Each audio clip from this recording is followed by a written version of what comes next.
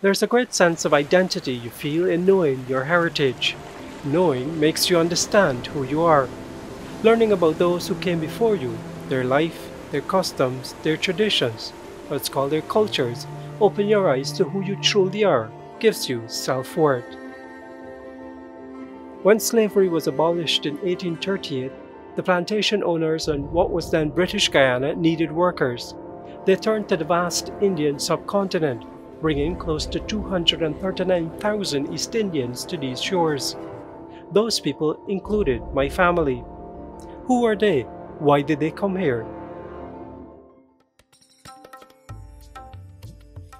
Today, I know not everything, but some things, thanks to the well-kept records at the National Archives in Georgetown, where I found the immigrant records which noted their details before they left India. My great-grandmother was Mahima. Her family were Muslims and lived in the town of Suhangarh in the district of Jaunpur in the state of Uttar Pradesh. I may never know why, but she boarded the SSS Ganges in Calcutta on August 26, 1907. The SSS Ganges was a fast one. Other ships took 3 months to get here, but the SSS Ganges steamed away at 11.5 knots, 21.3 kilometers per hour. In just 42 days, it anchored in British Guyana. My great-grandmother stepped on these shores that Saturday, October 5, 1907. She was 20 years old at the time and measured just 4 feet, 11 inches tall, and the medical examiner noted that she had a scar on her right calf. She was sent to the sugar plantation at Anna Regina and was hired as a laborer there. There was a man named Puran with her on the ship. He was a year younger, 19. It didn't appear as though they were husband and wife when they boarded the ship because they were processed at different outposts before reaching the port of Calcutta. Puran lived in Punjab. They were from the Jat caste, a people who were originally from the lower Indus River Valley and migrated north into the Punjab region. The Jat people were known to be involved in livestock, and some were wealthy and influential zamindars or landowners. So Mahim and Puran were either paired together on the ship or when they got to Anna Regina. They had 2 children together, as far as the records go. Their daughter was Somwarya, born on November 28, 1910 at Anna Regina, and their son was Kalka Prasad, born on December 26, 1912. Somwarya, or Ma as they called her, gave birth to my father Albert on May 2, 1937. In 1965, a year before Guyana gained independence, he married my mother Kamlawati, and in 1980 I was born the 8th of their 9 children.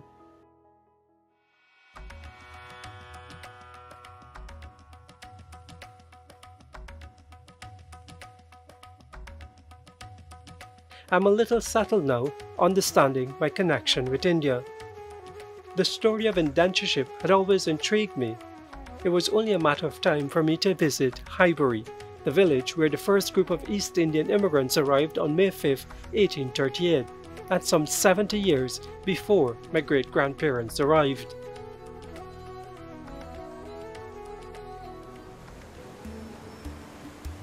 With the need for sugar workers after slavery ended, the first set of Indians were brought to these shores to see if they could manage the job in what became known as the Gladstone Experiment, named after the wealthy British merchant who had bought slaves and sugar factories in British Guyana, though never setting foot here, but when slavery ended, he sold off his interest here and went into Bengal sugar. But still, he engineered the movement of Indians on the indentureship. 414 Indians left the port of Calcutta and arrived here on May 5, 1838. I read in our history, one of the goddess name end with Tirban. So my name was given before I know about that name in the book, and I'm so thankful to have a name that is in our history.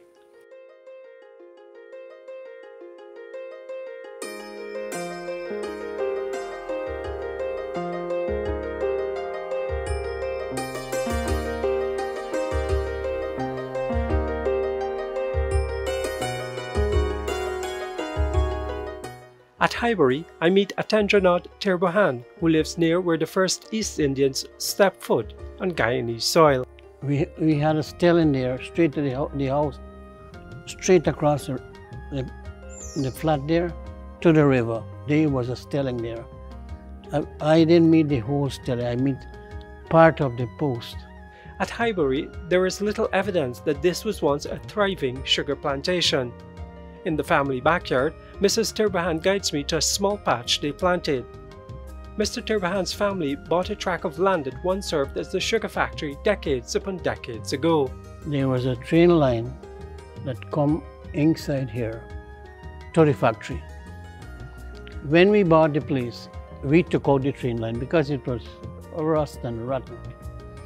And there we met the history of the estate, which was blown after the Dutch people left. It was blown up in parts. The roller, the chimney, and all parts of the estate was there, but it was blown out. We found, it was bushes. We found one or two pieces inside the bushes, but it was already closed.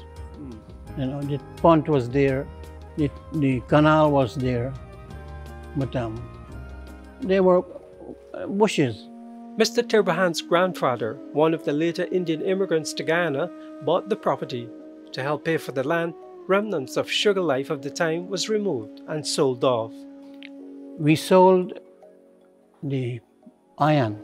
The iron there, the scrap iron, to scrap iron dealer at penny a pound at that time. The only piece of iron that remains from the time gone by when sugar thrived is attached to the site where an annual ceremony is held to commemorate the first arrivals. The only thing we bring out is this piece of wheel, plantation Highbury. That's the 21 piece we had, and we find that and bring it out. This little arch thing here? Yeah, the arch. Okay. Mr. Tirbohan doesn't know exactly when, but what he does know is that his grandfather came to Guyana with his brothers. When you were with him, did he ever talk to you? Did he remember anything about India? Well, yes. Eventually, when we taking our dinner, our last meal, he have a custom to sit with us, and we ate together. And he just talk about his mother and father over in India, but he don't know where they gone to. Did he say what his life was like then? Did he remember anything? Well, he didn't remember anything over there until he came here with his brother. So he didn't remember who his mother, his father was? No, he didn't know anything.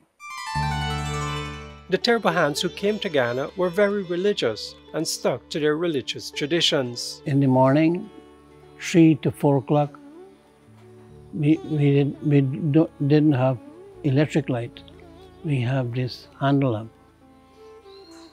And he does get up and take that handle lamp and put it side of his Ramayana, his book. And I was surprised to see and to hear he could read and sing from that Ramayana, which I can do. And this is in Hindi, you know, no spectacle at all. And I admire him for that, which we can do. Mr. Tirbohan never learnt the language from his grandfather. We tried for him to teach us, but he was so furious, he was so, well, he was, I can tell you, he's like a long time old man, you know, you can't make joke, you know. Ka, ga, ga, anga. We started with that, and we never moved from there because he was so hasty. He always walk with a whip, and when you see a whip, you forget ka, ga, ga, anga, where you read it. Mr. Tirbohan's grandfather worked at the Albion estate. He was a blacksmith, you know. I don't know how he learned that trade, but he was versed in making ponds and all kind of things, as a blacksmith do. He supplemented his income by selling milk. He sell the milk, leave house in the morning, collect milk from vendors, from people, and bring it back, take it into the factory office, and where they had people to disperse it to managers and all people who want milk, which was pure milk. And he worked with that milk, he fetched that milk with a cart, a donkey cart and one truck. At this place, where cows now graze freely, the Indians had their lodges, what they called home. A local resident donated a piece of land to build a commemoration site. Preparing the site for the annual commemoration to mark the first arrivals came with its own surprises. When we dug to make this foundation here, we meet, these small stones that the Hindu people worship. We scraped them out, and the workmen was from Albion, and they came and they pick out these stones and they take it to Albion and they sold it to the Indians people, which we never saw before. It's so strange of the nature of the place. We accept that it could be the Jahaji was here, who were living here. We get a lot of Dutch bottle. They give it these fancy neck, these bottles. We had plenty of them. Digging the area came with the idea that something needed to be done to remember the first Indians who came. A fellow from Rosal, his name is Spreadies.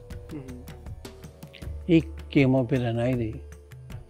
He says, man, we have to do something here to remember our ancestors, because we are finding things from our ancestors.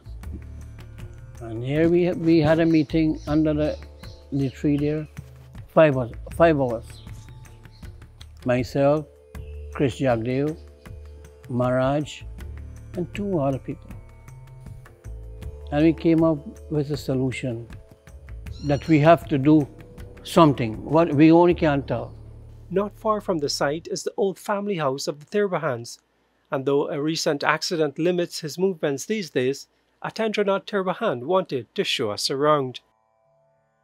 When we came here, we hadn't this step. We had a step from there go down street. Well, eventually you get the extra cash, then we take off that one and build this step. Then we make an extension with the veranda, and this veranda here. You had a lot of fun memories here, apart from running from your grandfather and he whipped.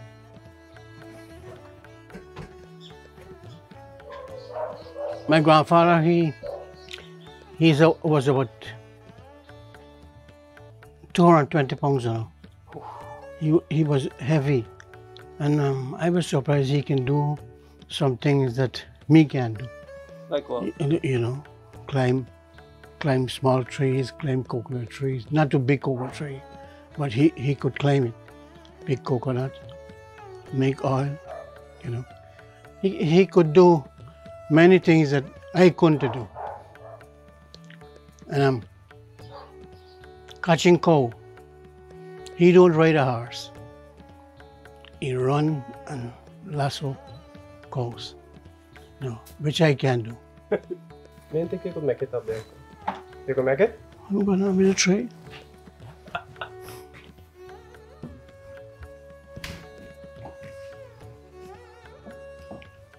I am up. My memory is here.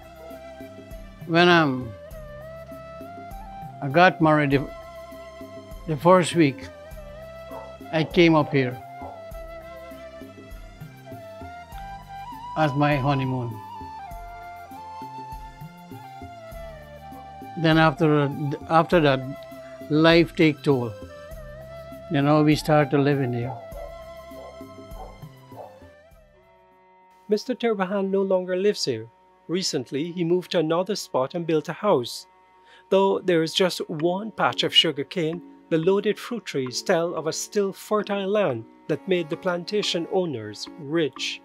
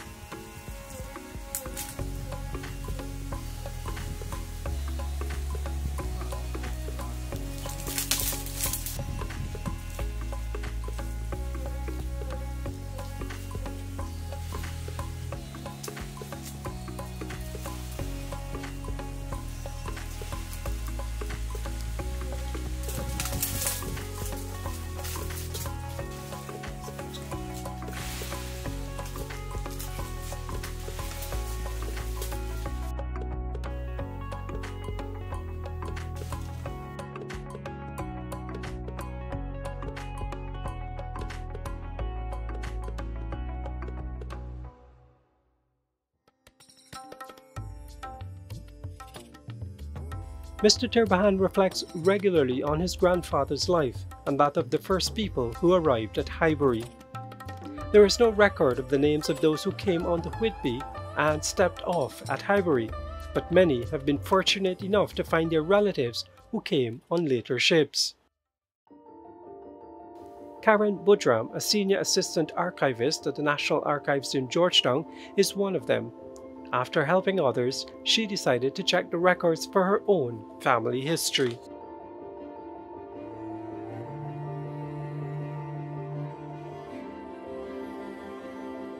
I had worked with many researchers before and helped them, and I've seen the emotion that finding their family caused, and I never really understood until I found my own family. And there were a lot of emotions for some kind of reason. I can't really explain it, but it is something very, I don't know, humbling when you see where your roots are. I found family for myself among all four of the cast, and a large percentage, I think almost half, were from the untouchables. Not only chamars, but what they call dobies, which are washerwomen and washermen. And those also are what they called unscheduled castes in India, or untouchables. I find that indentureship impacts the lives that we live now a lot. A lot of my relatives died very young on the plantations, I guess because of hard labor and poor living conditions, perhaps lack of medical care. A lot of my relatives, my ancestors, died from childbirth. And what I find interesting is my own knowledge about the caste system in India, how my ancestors were able to kind of move past that. And I guess as a whole, the Guyanese Indian population has moved away from the caste system. And persons that were of the lowest caste and considered untouchables in India were able to rise above their circumstances in Guyana. We were able to hold positions of power. I have a great-grandfather who became a foreman shortly after he arrived. He was able to purchase land and so on, and he was from the chamar caste, which is, you know, at the bottom of the caste system. And they were able to intermarry, something that they couldn't have done in India. I'm told that around that time in India, if a high caste woman like my grandmother was to marry a low caste man like my grandfather, she would have been stoned to death. So thankfully that didn't happen here, and I was able to be born. In her research, Budram learned a lot about the manner and situations many may have been in when they boarded the ships. It might not have been just about seeking money. Many simply fled. In my own research from my ancestors, a few of the women who came were single women. And It was highly, I guess, controversial for women to travel alone during that period, especially women from Indian origins. However, whatever circumstances they were escaping from, and we assume that they were escaping from either domestic violence or other situations, they had a ritual popular in the time of indentureship, which was if your husband died very early, you were expected to throw yourself onto the funeral pyre as well. Now, it is largely speculated by authors like Gaitur Bahadur and so on, that these persons, these women, escaped their fate by coming as indentured laborers. So perhaps some of my ancestors, the women who traveled alone, were escaping whatever circumstances. Also, it is known that women who were widowed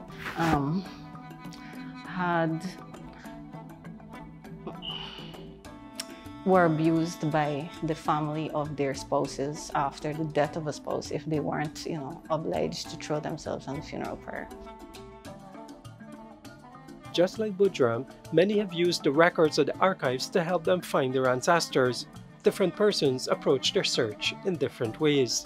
A researcher came to the archives and told me that half of this search is fate.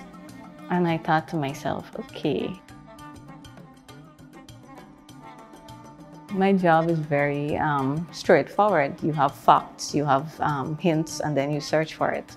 But then I had a missing ancestor that was not found in the place that I was told he was born.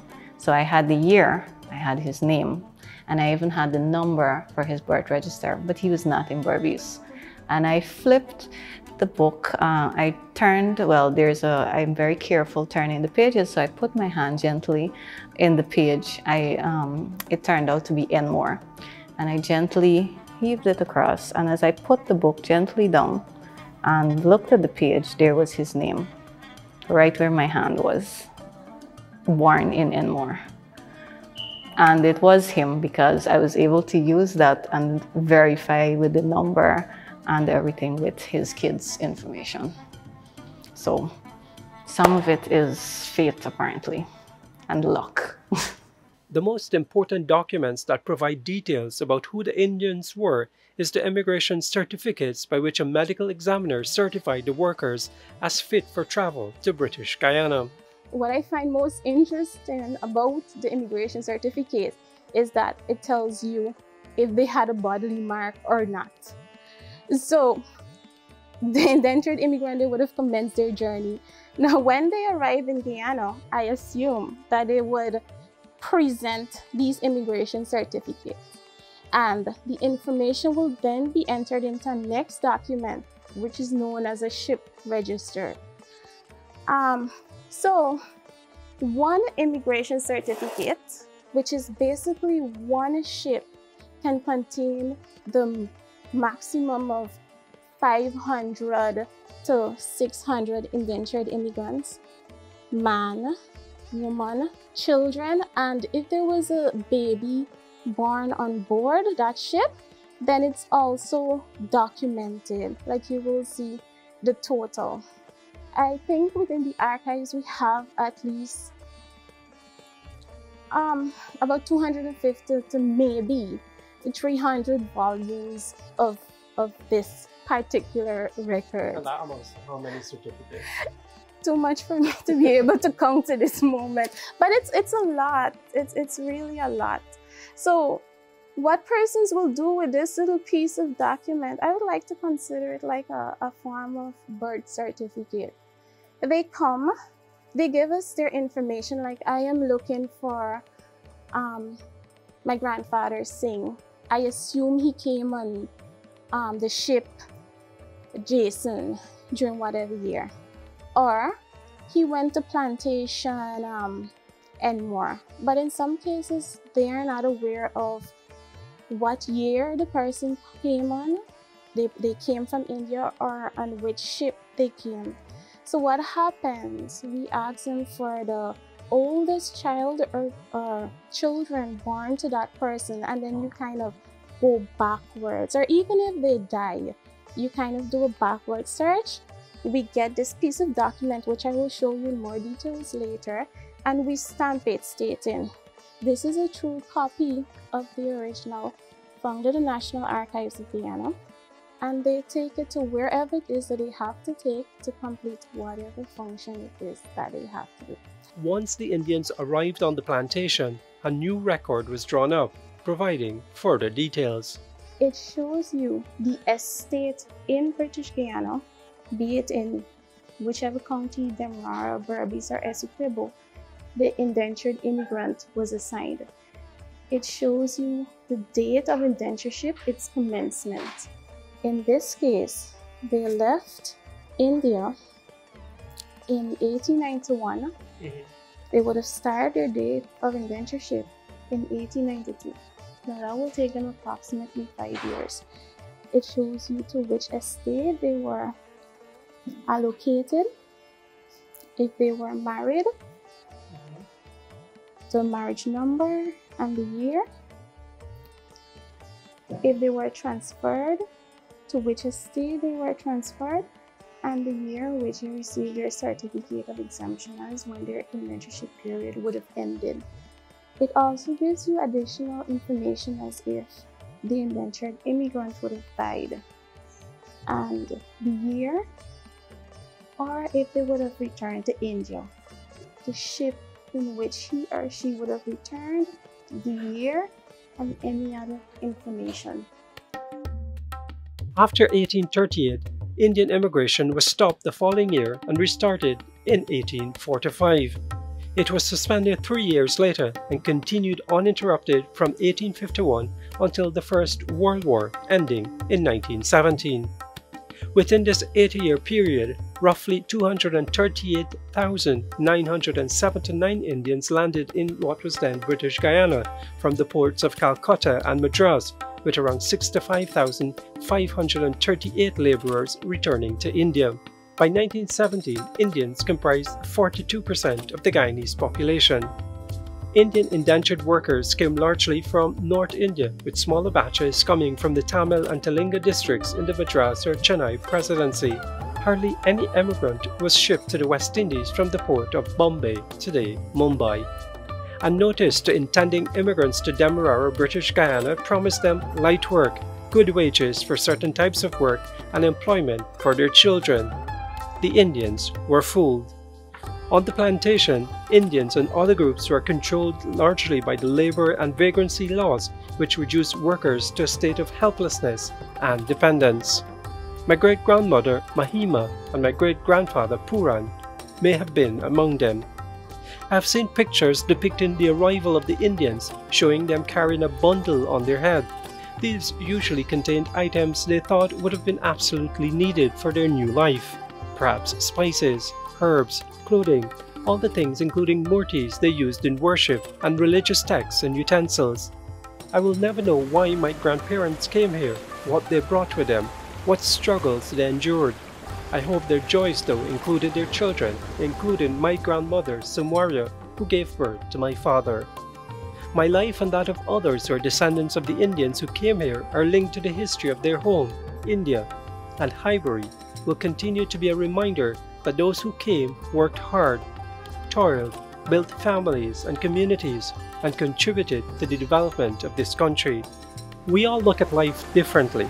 In my eyes, perhaps the accomplishments of their descendants would have been a triumphant end for the Indians who girded up their loins in search of a better life.